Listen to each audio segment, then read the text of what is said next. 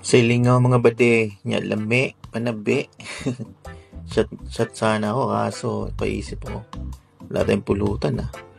Inaisip ko gumawa ng salted peanut o yung pritong mani. So una, mag-cut tayo ng maninipis na bawang. Yan, masarap kasi pag manipis yan kasi magiging crispy yan. Pag golden brown lang natin yan mga bade. Yan yung mani natin mga bade. Pag ganyan yung kulay niya men, huwiin nyo na men. Sarap yan mga bade. Yan o, ganyan dapat yung texture niya. Ayan, crunchy. Tapos same oil, yan natin prituin yung mani kasi nandyan yung lasa ng bawang na prinito natin eh. Yan. Sa mahinang apoy lang mga badi ha, dapat consistent na mahina hanggang maluto siya para hindi siya masunog. Tapos lagi nating halu-haluin para hindi dumikit yung iba o hindi para pantay yung paghaluto mga badi. Kasi halo natin yung red garlic na ginawa natin. Tsaka asin lang mga badi. Yung iba nilalagyan na sukal kaya asin lang. Tikiman tayo mga badi. Crispy. At saka salty.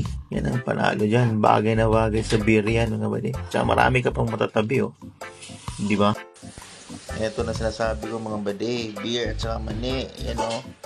Yan. Tatagay mo na kami ni Parin Dindo. Aspiring vlogger din yan. Aspiring Dindo mo. Yan lami. Nabe. Sarap ng beer.